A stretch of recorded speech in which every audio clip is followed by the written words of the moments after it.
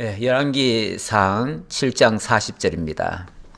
히람이 또 물두멍과 부삽과 대접들을 만들었더라. 이와 같이 히람이 솔로몬 왕을 위하여 여호와의 전에 모든 일을 마쳤으니 곧 기둥 둘과 그 기둥 꼭대기에 공 같은 머리 둘과 또 기둥 꼭대기에 공 같은 머리를 가리는 그물 둘과 또 그 그물들을 위하여 만든 바 매 그물에 두 줄씩으로 기둥 위에 공 같은 두 머리를 가리게 한 석류 400개와 또 10개의 받침수레와 받침수레 위에 10개의 물두멍과 한 바다와 그 바다 아래에 소 12마리와 속과 부삭과 대접들이라.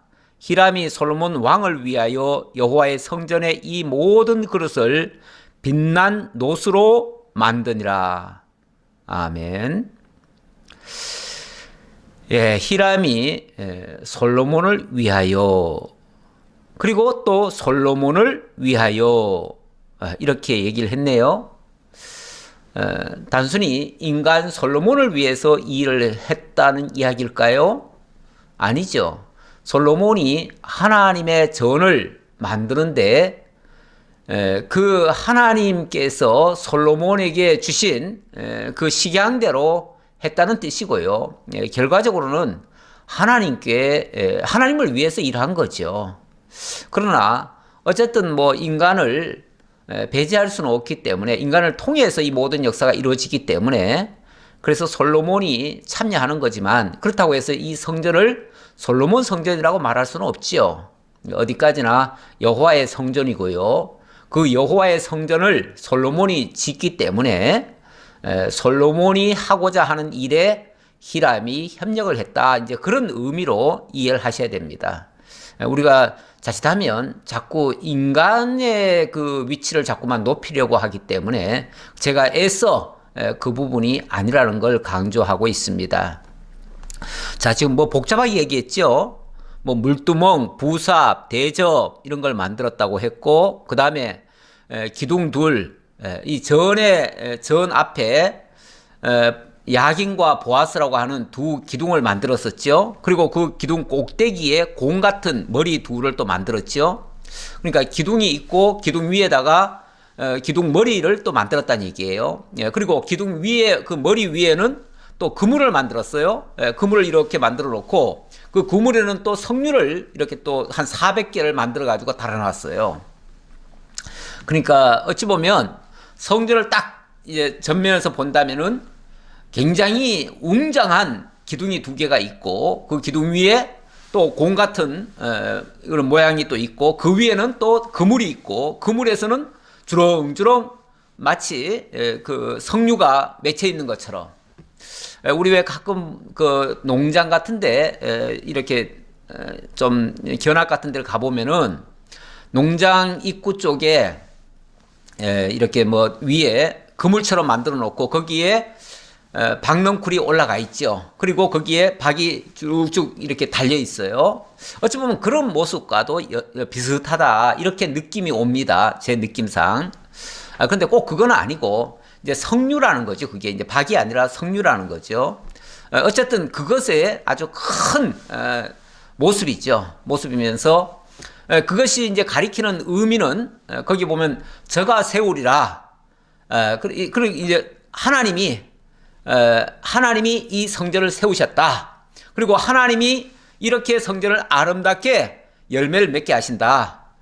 그렇죠. 그 주렁주렁 매달린 게 그 열매 아닙니까?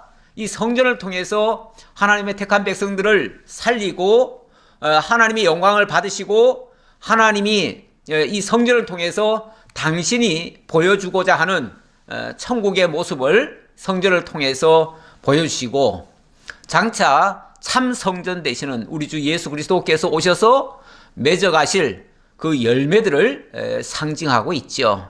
그런 것들을 상징하는데, 이 모든 하나님의 나라와 그의 의의 역사를 이루어 가실 분이 장차 하나님이시고 하나님이 보내실 메시아다, 메시아를 통해서 이루신다라는 것을 이 의미 속에 담아놨습니다. 자, 그래 놓고, 자, 이 모든 것이 다 노수로 만들었다 그랬습니다. 히람을 통해서 노수를 만들었다 그랬습니다. 자, 이거 어떻게 만들었을까? 이거 너무 웅장하지요. 또 나중에 나오는 얘기 보면은 뭐 10개의 받침 수레와 받침 수레 위에 10개의 물두멍, 그리고 큰 바다, 그 바다 아래에 소 10마리, 소 12마리죠. 12마리. 이런 것들이 있는데, 이게 이제 이스라엘 전체 백성들을 상징하는 거 아닙니까? 그리고 그 위에 바다가 있고요. 그 바다에서 백성들의 그 죄가 다 드러나고요. 그러면은 이제 물두멍에 가서 씻는 거죠. 그래서 죄를 깨끗하게 하고 물로 씻어서 정결케 하고 성전 안에 들어가서 하나님을 만나는 거죠. 이렇게 될 것을 가리키는 그런 의미가 이런 기구 속에 담겨져 있다. 자, 그렇게 보시면 되겠고요. 너무너무 웅장하게 만들었습니다. 그런데 이렇게 웅장한 것을 어떻게 만들었을까? 지난주에 제가 이거 어떻게 만들었을까라고 말씀드렸는데, 일단은 뭐 히람이 지금 만들었다고 하지만 히람 개인의 재주겠습니까? 예. 그 성막 만들 때 하나님께서 출애굽기 31장부터 36장에 보면 부살렐과 오홀리압이라고 하는 두 사람을 하나님이 불러가지고 그들에게 하나님의 영을 불어넣으시고 그 지혜와 명철을 주셔서 그 갖가지 공교한 일들을 지혜롭게 만들도록 했다고 합니다. 그리고 거기에 자원하는 자들도 함께 참여시켰다고 합니다. 그러니까 사실은 이게 혼자 하는 일은 아니에요. 혼자 하는 일은 아니고 대표로 지금 히람을 뽑았다는 얘기고요. 히람이 이 모든 것을 총괄하면서 솔로몬이 준 그 식양을 가지고 그대로 펼쳐내는 거예요. 펼쳐내는데 거기에 정말 지혜로운 자들을 다 동원해가지고 한 건데, 그 지혜자들은 하나님이 그 하나님의 영을 보내셔서 그들로 하여금 감동을 받고 깨달아서 이것을 지혜롭게 감당했다. 자, 그런 뜻이에요. 그런 뜻인데, 이 엄청난 일을 하기 위해서 그걸 어디서 만들었을까 보니까 46절에 이렇게 말하네요. 왕이 요단 평지에서 숫꽃과 사르단 사이에 차진 흙에 그것들을 부어내었더라. 예.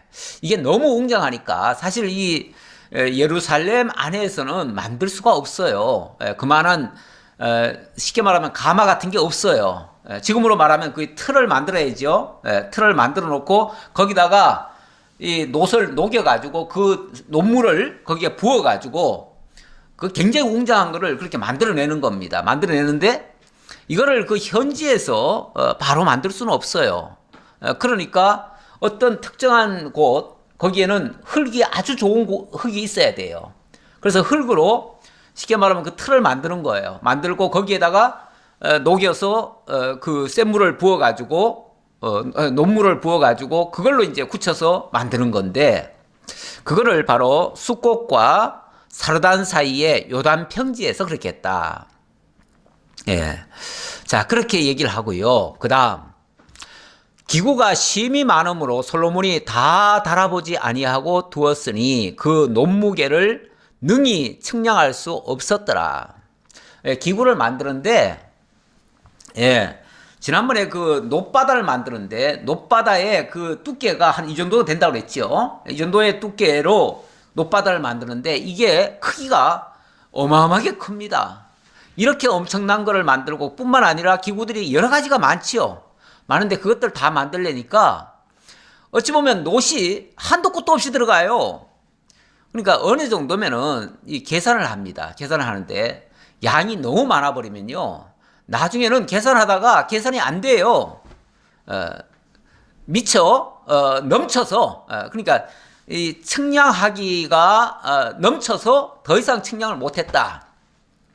그런데 그 하나님의 성전을 짓는데 지금 이런 얘기가 여기 한 군데 나오는 게 아니고요. 나중에 보면 그 성전을 수리할 때 예를 들어서 요시야 왕 때인가요? 그때 수리할 때 보면 그때 백성들이 낸 그 연보를 가지고 그것을 그 수리하는데 사용을 합니다. 사용하는데 처음에는 그 금액을 가지고 계산을 합니다. 계산을 해서 지급하다가 나중에는 계산을 안 합니다. 계산을 안 하고 원하는 대로 달라는 대로 다 줬다 그럽니다. 그러니까 얼마가 들어갔는지 나중에는 계산을 못 해요. 그러니까 굉장히 많이 들어갔겠죠. 굉장히 많이 들어가니까 처음에는 계산하다가 나중에 계산을 안 했다는 거예요. 그 대신 또 그만큼 믿고 또 요구했겠죠. 과다하게 쓸데없이 사용한 게 아니고 다 필요한 하나님의 성전에 사용된 거죠. 하나님의 성전에 사용되는 일들, 사실은 뭐 우리 인간적 계산으로 인간적 주판을 튕겨가면서 이렇게 일하다 보면 이게 경제적이냐 아니냐 그런 거 가지고 자꾸 따지다가 옳게 못할 수도 있습니다. 그러니까 그게 우선은 아니라는 거죠. 이런 말씀에서 의미를 우리가 좀 굳이 찾아보자면은 하나님의 일에 너무 돈, 경제 논리를 앞세우는 것은 옳지 않다. 이제 그런 의미도 될 수가 있습니다. 선한 일이면 그냥 하는 거죠. 같이 하는 거고, 하나님의 일이 선한 일이 아니라면 굳이 할 필요 없지요. 억지로 뭐 돈을 막 심지어는 교회 일 하다가 보면은 막 경우에 따라서 뭐 우리 교회 얘기가 아닙니다. 어떤 교회들은 보면은 막 은행 융자를 끌어들입니다. 엄청나게 많이 막 끌어 모아가지고 그걸로 뭐 은행 계산하고 뭐 이자 계산하고 뭐하고 맨날 그런 거 가지고 신경 쓰면서 일을 합니다. 근데 그런 것도 옳지 않은 것 같아요. 그냥 하나님이 주시면 주신 것에서 너무 따지지 말고 주신 한도 내에서 그냥 하면 되는 거죠. 그게 하나님의 은혜로 하는 거죠. 그러니까 우리가 뭐 목표를 이만큼 세워놓고 이만큼을 거두면 이렇게 하고 나머지는 뭐 은행 융자를 내서 뭘 한다. 이런 것은 옳은 처사 같지를 않습니다. 저는 교회 일만큼이라도 물론 가정 일도 그렇게 하면 더 좋지요. 다 하나님이 선한 마음 주시는데 그만큼을 일을 하는데 그만큼 할 때 너무 무리하지 말고 하나님이 주신 한도 내에서 일을 하면은 무슨 문제가 있겠어요. 문제 될 게 아무것도 없지요. 교회도 하나님이 물질을 많이 주실 수도 있고 또 때로는 덜 주실 수도 있어요. 덜 주시면 안 하면 되는 거고요. 좀 더 주시면은 그때는 너무 계산하지 말고 또 하면 되는 거죠. 이게 옳은 거다 하면은 그냥 하면 되는 거예요.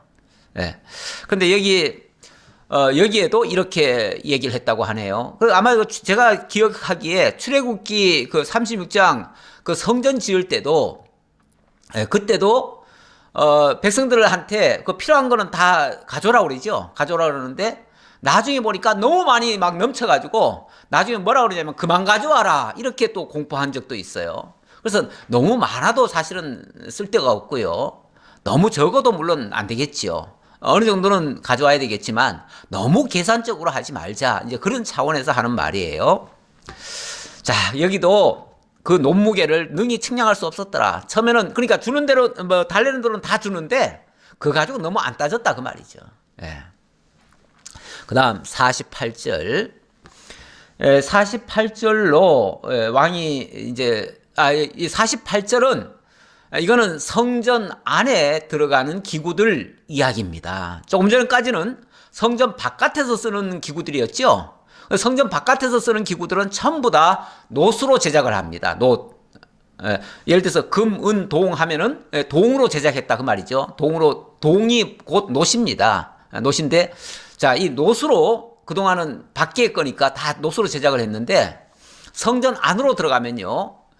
은이나 아니면은 금입니다. 전부 다. 은이라고 하는 거는 주로 이게 받침 같은 걸 할 때는 은으로 하고요. 그 위에 또는 표면에 나타나는 것들은 다 금으로 합니다.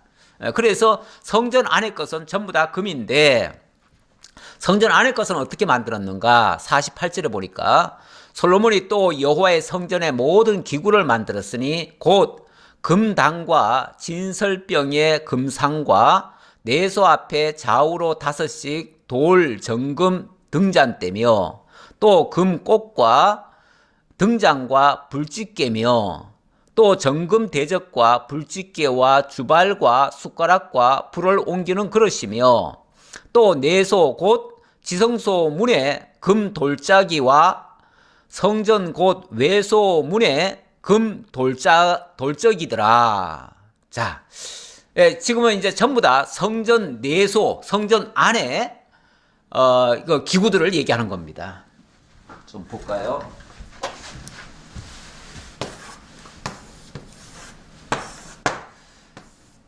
이게 이제 성소죠. 이게 지성소죠. 지성소고 이게 이제 성소입니다. 요걸 갖다가 성소 지금 안쪽이라 이렇게 얘기를 하고요. 지금 조금 전에 얘기했던 거는 이 성소 바깥입니다. 이 바깥에 여기에 예를 들어서 여기 이제 물두멍이 있고요. 여기 이제 두 기둥이 있고요. 두 기둥이 있고 처음에 얘기했던 거는 이 두 기둥 이렇게 그러면 안 되겠죠. 좀 앞쪽으로 해야겠죠. 앞쪽으로. 이 성소고 성소 바깥에 있는 이제 건물이 이렇게 지어지고요. 지어지고 이 앞에 여기다가 이제 두 기둥이 세워졌죠. 두 기둥이 세워지고 여기에 이제 그물이 아까 있었고요. 그물에 여기에 이제 그 석류가 400개 매달렸고요. 그리고 이 앞에 큰 바다가 있고요. 여기에 이제 물두멍이 10개가 있습니다. 이렇게 있었다는 얘기예요. 그리고 아까 뭐 소 12마리는 다 여기 있는 거고요. 자, 이렇게 그래서 이쪽은 전부 다 노수로 지은 거고 이 안에는 다 이제 금으로 짓는데 자, 성소에 들어가는 게 제일 먼저 향단을 얘기했습니다. 단을 얘기했어요. 이게 이제 금향단이라고 얘기합니다. 향단. 금향로, 향단. 그러니까 여기서 이제 연기를 피우는 곳이에요. 피우면은 지성소 안에 연기가 스며들어가죠. 원래 지성소는 1년에 한 차례 대제사장 외에는 못 들어갑니다. 못 들어가고 여기는 하나님 법궤가 들어 있습니다. 자, 그러면 여기서 하나님과 교통하는 것은 이 향을 통해서 교통을 합니다. 향은 연기를 피우면은 연기는 그 앞에 커튼이 있는데 그 커튼 사이를 다 드나들잖아요. 연기는. 그래서 앞으로 들어갔다. 그래서 이 향단을 만들어 놓고 그 다음에 여기 떡상이 있습니다. 진설병상이라고도 하고요. 그 다음에 여기에 촛대가 있습니다. 촛대가 양쪽에 금촛대가 있습니다. 그리고 금촛대가 있으면 금촛대에 요 금잔들이 있습니다. 잔들이 이렇게 있죠. 요렇게 아까 지금 쭉 열거한 내용이 그겁니다. 자, 그러면 여기에 필요한 또 도구들이 많이 있죠. 뭐 예를 들어서 금삽이라든지 뭐 불집게라든지 대접이라든지 숟가락이라든지 불 옮기는 그릇이라든지 또 그리고 문에 돌적이 그랬는데 이 문을 열고 이제 드나들 때에 문 장석이죠. 원래 문이라고 하는 게 양쪽에 이 고리가 있는데 여기에 이제 동그랗게 돼 가지고 여기에 중간에 쇠가 들어 있으면은 문을 이렇게 열고 닫고 할 때 여기 왔다 갔다 합니다. 요즘은 이걸 장석이라고 얘기를 하는데 옛날에는 이 돌적이라고 그랬죠. 요것도 다 금으로 만들었다. 뭐 사실은 이 안에 있는 건 몽땅 다 금이니까요. 벽체도 다 조각목으로 하고 다 금으로 덮으니까 뭐 몽땅 다 금이죠. 그런데 이런 것들이 굉장히 정교하게 만듭니다. 자, 이런 걸 만들었다는 얘기고요. 자, 그러고 보니까 지금 성전 얘기죠. 성전 얘기.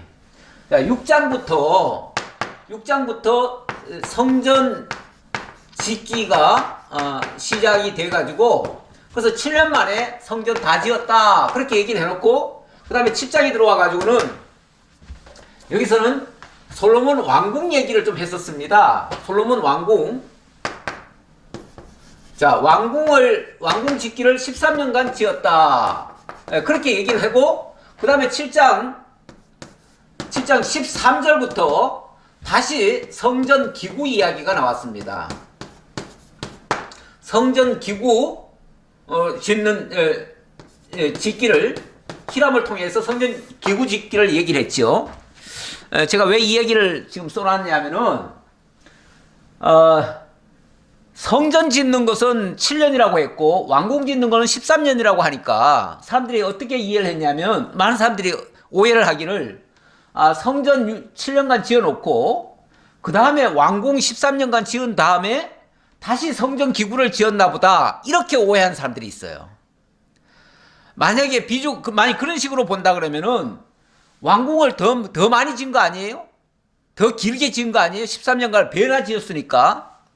그렇게 되면 왕궁에다 초점이 맞춰져야 되는데 오히려 6장에서부터 7장까지가 전부 다 성전 짓기예요. 성전 짓기 안에 왕궁 짓기가 그 중간에 들어가 있는 얘기예요. 그러니까 전체로 보면은 성전 짓는 게 중심이에요. 그러니까 주가 뭐고 객이 뭐냐를 지금 말씀드리는 거예요. 자, 주는 바로 성전이 주가 되고요. 이 객은 이 왕궁이 객이 되는 거예요. 네. 그래서 6장과 7장은 전체가 성전 짓는 얘기예요. 성전 짓는 얘기 속에 왕궁 짓는 얘기가 중간에 7장 1절부터 12절까지 짤막하게 들어있는 거예요. 그러니까 이걸 가지고 왕궁을 길게 지었으니까 왕궁을 더 힘을 더 썼다 이렇게 생각하시면 안 돼요. 성전을 먼저 지었고 그 성전 지으면서 마무리까지 성경은 꼭 역사적 순서대로 기록한 건 아니니까요. 예. 이 성전 기구도 결국은 7년 안에 다 들어가 있는 거예요. 들어가는데 그거부터 먼저 짓고 왕궁은 그 사이에 또 짓는다. 짓는데 물론 기간은 왕궁 짓는 게 좀 더 오래 갔어요. 13년이니까 더 오래 갔지만 그러나 왕궁 짓는 걸 얘기하고 싶은 게 아니에요. 성전 짓는 이야기가 주고 왕궁 짓는 것은 거기에 따라온 얘기다. 그래서 솔로몬의 그 업적 가운데 성전 짓는 게 더 큰 비중을 차지하고 있지 왕궁 짓는 얘기는 그렇게 큰 게 아니다. 그렇게 이해하셔야 됩니다. 안 그러면은 성전 짓는 데는 7년밖에 신경 안 쓰고 왕궁 짓는 데 13년간 했다. 그러니까 솔로몬이 믿음을 안 썼다. 또 이렇게 오해할 수도 있기 때문에 그걸 방지하고자 제가 이 주가 뭔지를 다시 한번 언급을 해드렸습니다. 자, 그 다음 솔로몬 왕이 여호와의 성전을 위하여 만드는 모든 일을 마친지라. 이에 솔로몬이 그의 아버지 다윗이 드린 물건 곧 은과 금과 기구들을 가져다가 여호와의 성전 곳간에 두었더라.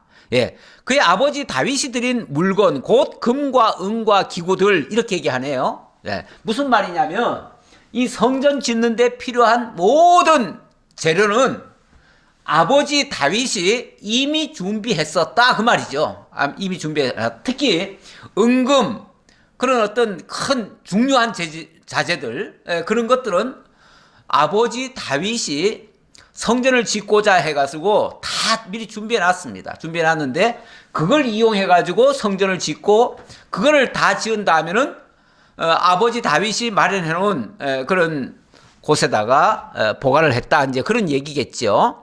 물론 이 성전은 이제 솔로몬이 지었으니까 솔로몬이 지은 성전 곳간에 보관을 했다. 자, 이렇게 해서 성전 짓기가 완전히 끝났습니다.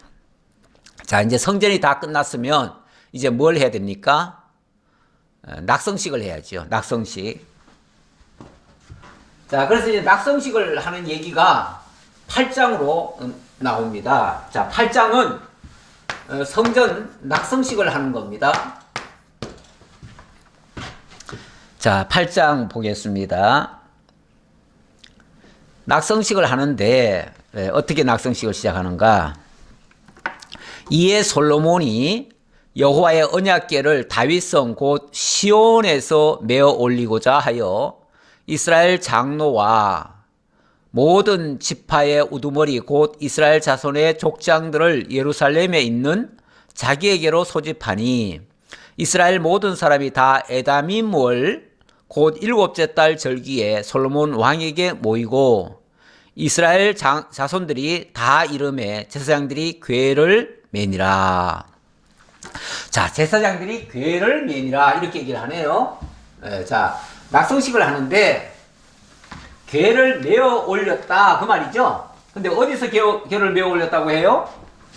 다윗성에서 궤를 메어 올렸다 그렇게 얘기를 합니다. 이게 이게 그 예루살렘 성입니다. 예루살렘 성 전체가 예루살렘 성인데 여기 이제 기드론 시내가 있어요.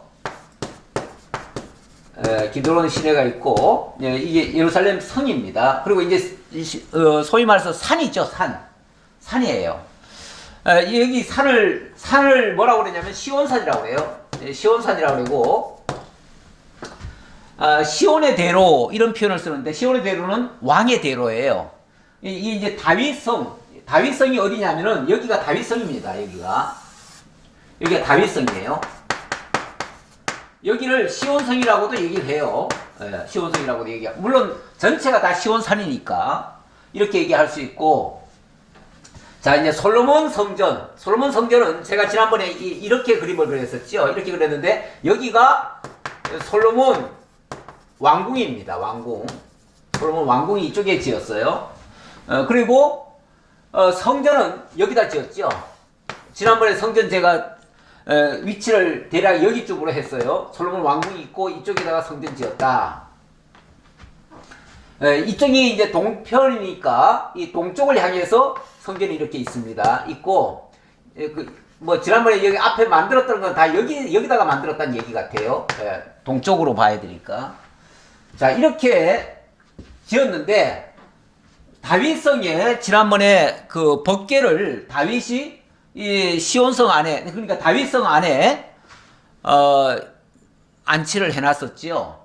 해놨는데 이 다윗성에서부터 쉽게 말하면 이 성전으로 법궤를 옮겼다 그 말이죠. 법궤를 모셔왔다 그 말이죠. 예, 그걸 모셔오는데 어떻게 모셔왔는가? 사실은 이게 이제 왕의 대로가 있잖아요. 왕의 대로가 있으니까 옛날에 다윗이 그 법궤 모실 때 처음에 어떻게 모셨습니까? 처음에 그 황금 쉽게 말하면은 황금 그 수레를 만들었죠. 그리고 300명의 주악대를 만들어 가지고 그 악단들이 주악을 하면서 찬양을 하면서 정말 모든 백성들 보는 앞에서 위험차게 그렇게 여호와의 법궤를 옮겼습니다. 옮겼는데 웬걸 아라우나의 타작마당쯤 와가지고 갑자기 소가 날뛰기 시작합니다. 미쳐 날뜁니다. 그러니까 그 황금술에 실려있던 사실은 그 왕의 대로기 때문에 뛸 수가 없어요. 뛸 수가 없는데 갑자기 뛰는 거예요. 그것도 타작마당이라고 하면 아주 편편한 장소입니다. 편편한 장소인데 갑자기 소들이 날뛴 거예요. 그러니까 다급해가지고 우사라는 사람이 그 괴가 떨어지는 걸 막으려고 손으로 잡았다가 그만 우사가 죽임을 당했지요. 그러는 바람에 그때 다윗이 1차적으로 여호와의 법궤를 모셔 올려다가 포기를 했었습니다. 법궤는 우리가 모셨다가 큰일 나겠다. 자칫하면 우리 다 죽겠다. 무서워가지고 법궤 모시기를 포기했어요. 그래서 이제 그 법궤를 버려두고 온 셈인데 그 버려둔 법궤가 오벳 에돔이라고 하는 사람의 집으로 가 있었어요. 보관이 돼 있었어요. 그런데 오벳 에돔이 엄청나게 복을 받고 그 화를 입는 게 아니라 그 법궤 때문에 화를 입는 게 아니라 오히려 복을 받고 엄청나게 모든 일이 잘 되는 거예요. 그걸 보면서 이상하다. 왜 같은 법궤가 어떤 사람은 만졌다고 해서 죽임당하고 또 어떤 사람은 그 법궤를 모셨는데 복을 받는가? 다윗이 이제 사람들한테 물었을 거 아니에요? 제사장한테 물었을 거예요. 그랬더니 제사장이 그러는 거예요. 법궤는 그렇게 소달구지에다가 싣고 다니고 또 사람이 이렇게 막 손을 대고 이렇게 하는 게 아닙니다. 하나님의 법궤니까 하나님이 인도하시는 방법으로 하셔야 됩니다. 그러면서 고핫 자손, 레위 자손 가운데서 고핫 자손이 있는데 그 고핫 자손 두 사람이 그 채를 꿰가지고 그 채를 들고 운반을 해야 됩니다. 이렇게 얘기를 한 거예요. 그래가지고 나중에 다윗이 그 얘기를 듣고 오벳 에돔의 집에서 채에다 깨가지고 모셔왔죠. 그랬더니 아무 탈도 없는 거예요. 그때 다윗이 너무 기뻐가지고 막 기뻐 춤을 췄어요. 춤을 추다 보니까 막 옷이 펄럭펄럭 하면서 막 속옷이 다 보일 정도로 오죽하면은 그 사울의 딸 미갈이 그 모습을 보면서 왕이 채통머리도 없이 저렇게 백성들을 그 여자들 앞에서 그렇게 막 속옷이 다 보이도록 춤을 췄다면서 막 비난했었죠.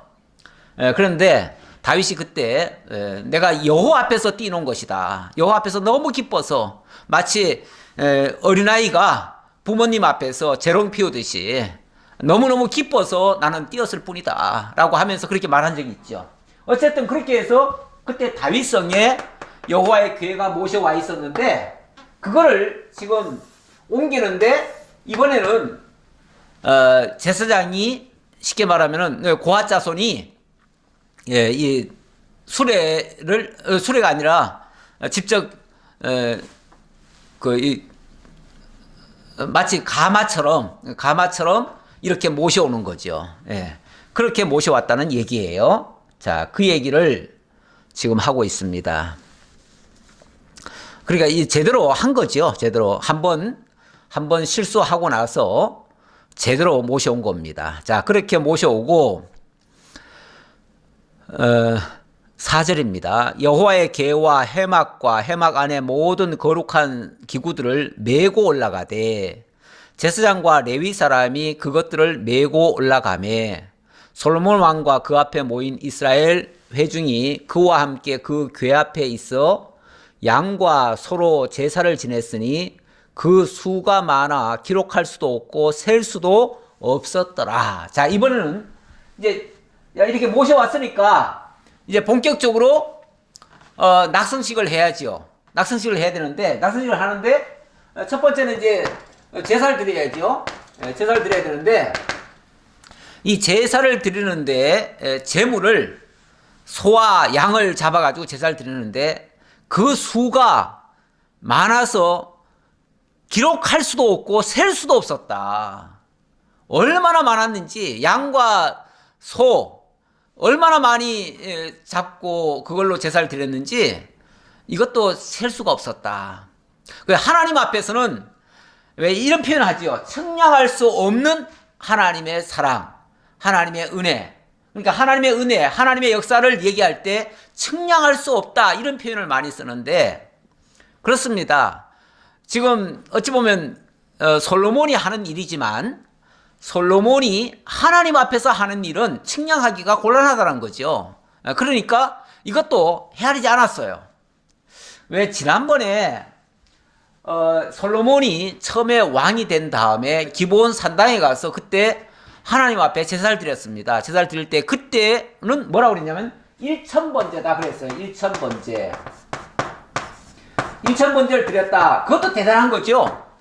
근데 이제 그때 1000번제라는 말은 1000번 제사를 드렸다는 말이 아니라 1000 희생이다 그 말이에요. 이 번제라고 하는 거는 희생을 얘기하는 거예요.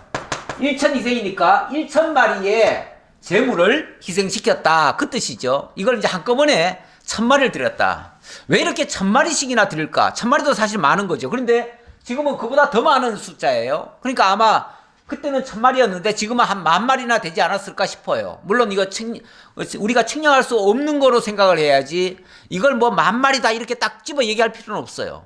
그리고 1000마리도 마찬가지예요. 1000마리라는 것도 꼭 1000마리라는 얘기가 아니라 그만큼 많았다 그런 뜻이에요. 많았다 그러는데 지금은 더 많았다 그 얘기죠. 그러니까 헤아리는 게 의미가 없다 그 말이죠. 그럼 왜 이렇게 많은 제물을 드릴까? 이거는 일단 백성들이 만약에 제물을 드린다면요, 백성들은 자기 수준에 맞춰서 제물을 드립니다. 그러다 보니까 만약에 가난한 사람들 같으면 비둘기 1마리, 조금 더 부유한 사람 같으면은 양 1마리, 더 아주 부자 또는 뭐 관리직이 있는 사람들 같으면 소 1마리 이렇게 합니다. 이렇게 하는데 왕 같은 경우는 온 백성들을 대신합니다. 온 백성들을 대신하다 보니까 백성이 많으면 그 많은 백성을 대신해서 그 수에 맞춰서 쉽게 말하면 하는 거예요. 그런데 1대1로 하는 게 아니라 그 백성들이 먹을 수 있는 양, 그걸 이제 헤아려서 제물로 드려요. 그러니까 제물로 드리는데, 그러니까 이 제물은 온전히 하나님 앞에 다 바쳐서 그냥 불로 태워서 없앤다. 그런 제물이 아니고, 그 중에 한두 마리는 그렇게 이제 온전히 태워서 하나님께 드리겠죠. 그 나머지는 잡아가지고 그걸로 모든 백성들에게 나눠줘요. 나눠주면 그게 이제 일종의 화목제가 되는 거죠. 예, 화목제. 예, 화목제라고 하는 거는 사실은 함께 기뻐하기 위해서예요. 그래서 하나님 앞에 드리는 거는 어떤 의미에서 이 화목제에 그 하나님께 드리는 제물은 예를 들어서 창자, 기름 이런 것들입니다. 이런 것들은 하나님께 태워드리고 피도 하나님께 돌리고 그리고 나머지 고기들은 전부 다 백성들 나눠줍니다. 소위 말해서 함께 나눠 먹는 거죠. 함께 나눠 먹기 위해서 쉽게 말하면 이게 국가적인 큰 잔치 아닙니까? 국가적인 잔치니까 함께 나눠 먹어야죠. 나눠 먹는데 그냥 막 나눠주는 게 아니라 하나님께 드리고 나눠준다. 그런 의미가 쉽게 말하면 제사가 되는 거예요.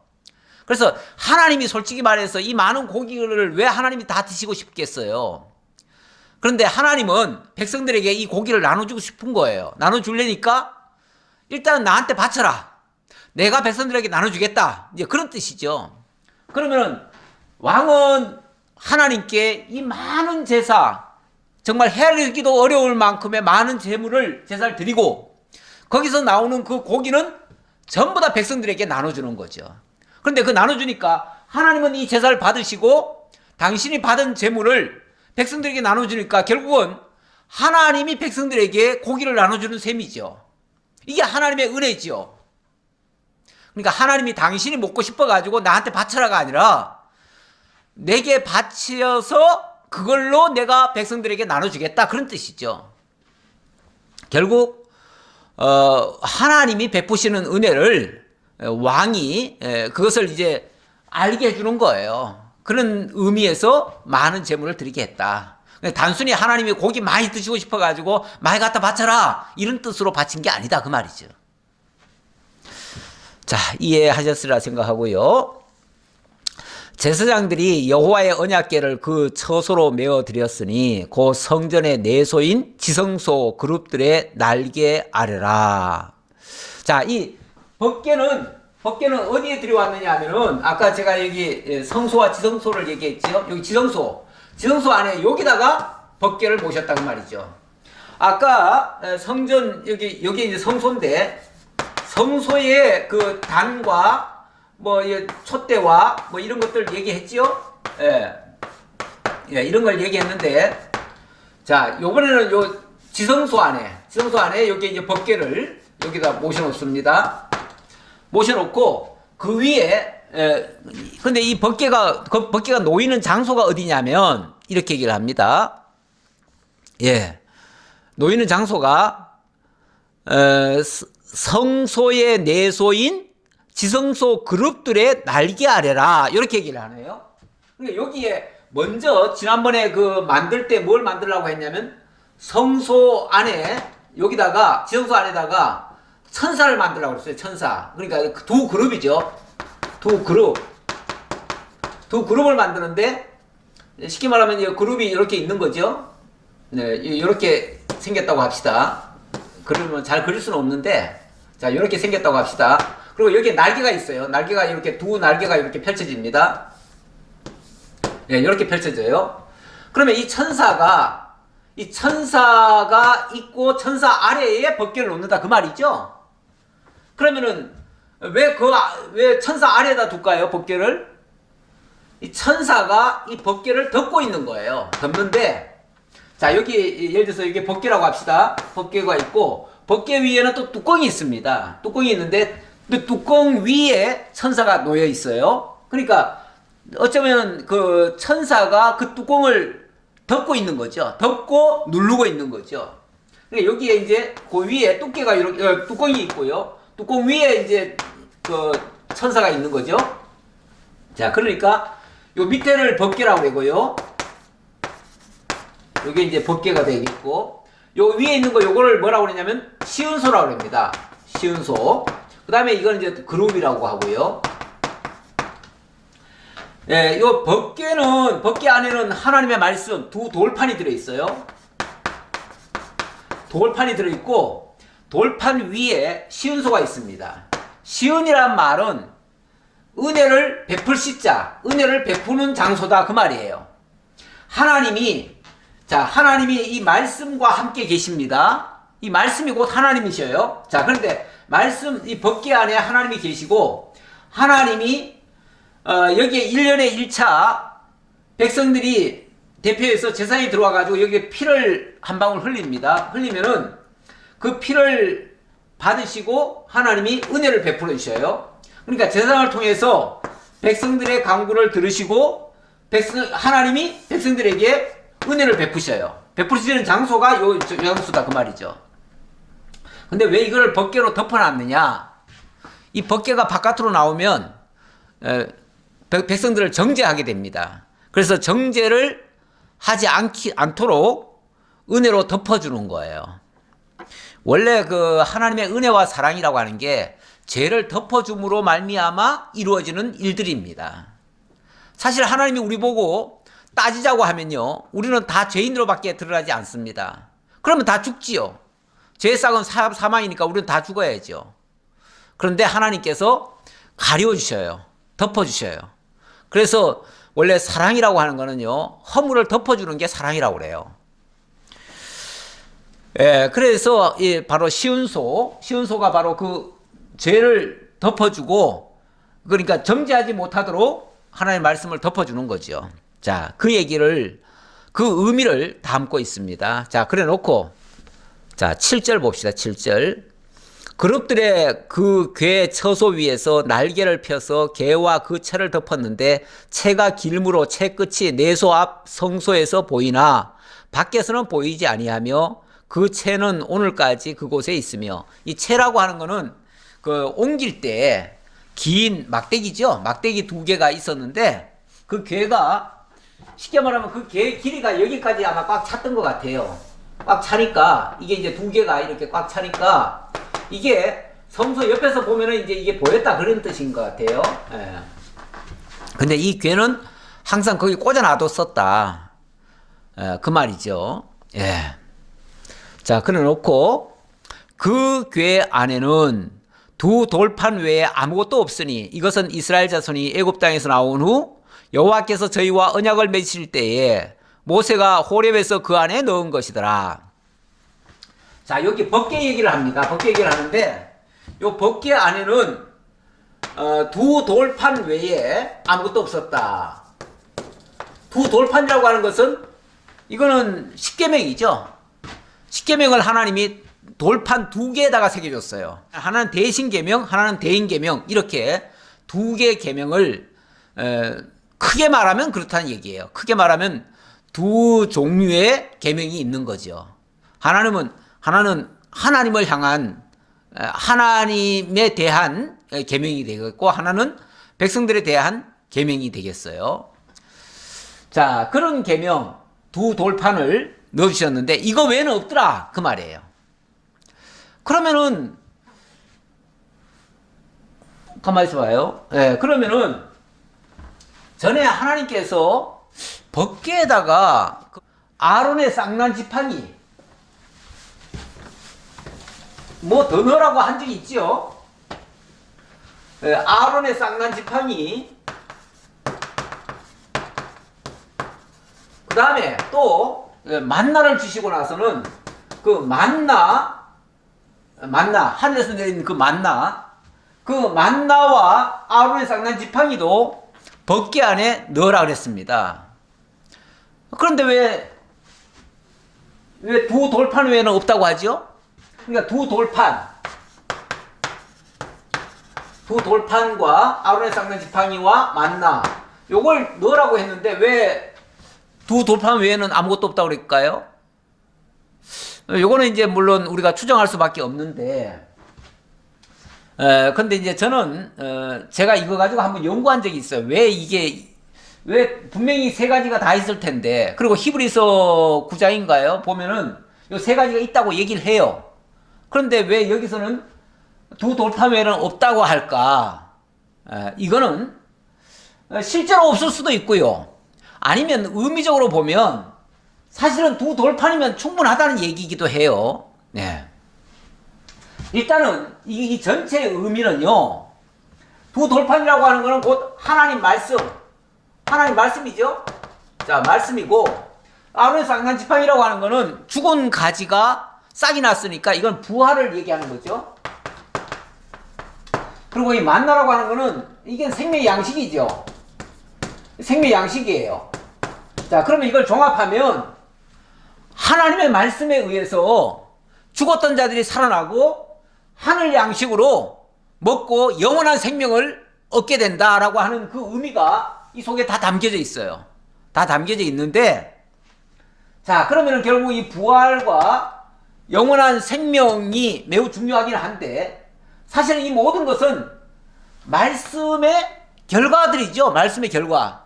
다시 말하면 말씀 하나면은 부활도 일어나고 생명의 양식도 얻어지는 거죠. 그러니까 이거는 굳이 있어도 또는 없더라도 상관없이 이루어져요. 그러니까 진짜 중요한 거는 이 말씀 그 자체인 거죠. 그 말씀 자체만 있으면 솔직히 말해서 이 쌍난 지팡이 만나는 없더라도 그 역사는 그대로 일어나요. 그러니까 그 말씀이 중요하다는 얘기고요. 그리고 또 과정적으로 말하면은 이게 이제 원래 두 돌판이라고 하는 게, 자, 이 돌판이 두 개가 있다고 칩시다. 그럼 요거를 아카시아 상자, 이 아카시아 나무로 요거를 상자를 만들어 가지고 그 속에다 담으라 그랬어요. 그랬으니까 아카시아 상자가 있지요. 이게 이제 제가 왜 아카시아라고 했냐면은 그 영어 성경에 보면 아카시아라고 돼 있어요. 예. 그래서 얘기를 했는데 뭐 사실은 이제 조각목이죠. 조각목. 예, 조각목입니다. 자, 조각목으로 요거를 나무 괴짝을 짜가지고 못에 보고 가져오라 그래요. 그러면 이제 하나님이 그 안에다 돌판을 넣어주겠다는 거죠. 자, 그래서 아카시아를 나무를 이렇게 상자를 만들어가지고 갔더니 하나님께서 두 돌판을 거기다 넣어주신 거예요. 그랬으니까 요거는 요 자체가 법궤입니다. 요 자체가 법궤고, 나중에 하나님께서 뭐라고 그러냐면 이거를 이 법궤를 따로 또 제작을 하는데 황금으로 씌우라는 거예요. 씌우라고 했을 때 그때는 사실 요것뿐이 아니라 요거는 요 궤를 덮은 거고요. 법궤고요. 그야말로. 그리고 그 외에 좀 더 크게 만든 것 같아요. 요거는 이제 황금 궤지요. 황금 궤. 그래서 나중에 보면 요거는 이제 황금궤, 그 영어로는 그런 식으로 황금 상자라고 이렇게 돼 있어요. 황금 상자. 이렇게 돼 있어요. 그래서 저는 봤을 때 쉽게 말하면 요것이 요 황금 상자 안에 들어와 있는 거죠. 들어와 있고 여기에 아론의 쌍난 지팡이와 또 만나 항아리가 이렇게 있는 거죠. 만나 항아리와 이렇게 이제 세 개가 들어 있는 거죠. 이렇게 세 개가 들어 있는데, 이렇게 세 개가 들어 있었는데, 왜 나중에 보면은 이게 이제 블레셋의 이게 뺏기잖아요. 뺏긴 적이 있어요. 뺏기고 나서 다시 돌아올 때는 어찌 보면 이 황금궤가 훼손되지 않았을까 싶기도 해요. 이건 제 추측입니다. 제 추측인데, 만약 그렇게 되면 실제 남은 거는 요 법궤만 남았을 수도 있죠. 그런데 이것도 별 의미가 없어요. 왜 그러냐면 하나님께서는 나중에 보면은 이 보이는 이 건물이라든지 이 보이는 상자라든지 이런 형상화된 것은 나중에 보면 별 의미가 없어요. 그거는 있으나 없으나 상관이 없어요. 그래서 제가 성경 한 구절을 한번 좀 찾아보려고 하는데요. 그 예레미야 3장 15절 한번 보겠습니다. 예레미야 3장 15절.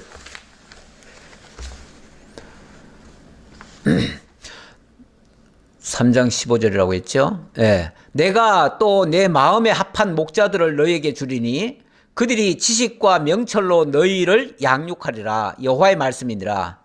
너희가 이 땅에서 번성하여 많아질 때에는 사람들이 여호와의 언약궤를 다시는 말하지 아니할 것이요, 생각하지 아니할 것이요, 기억하지 아니할 것이요, 찾지 아니할 것이요, 다시 만들지 아니할 것이며. 무슨 얘기입니까? 하나님께서 참 목자를 주실 건데, 한 목자 또는 이제 참 목자지요. 참 목자를 줄 텐데 그 목자가 오시면 더 이상 이런 언약궤 필요 없다는 거예요. 더 이상 이런 언약궤도 필요 없고, 그때 가면은 여호와의 언약궤를 다시는 말을 하지도 않고 생각하지도 않고 기억하지도 않고 찾지도 않을 것이고 다시는 만들지도 않을 것이다. 왜요? 내 마음에 합한 목자가 오면, 내 마음에 합한 목자라고 그랬어요. 내 마음에 합한 목자가 오면 그 목자 자신이 뭐가 되니까요? 하나님 말씀이 되시니까 그가 진짜 하나님의 말씀을 온전히 증거해 줄 거니까. 그러면 더 이상 보이는 건물, 보이는 성전, 보이는 법궤가 무슨 의미가 있냐 그 말이죠.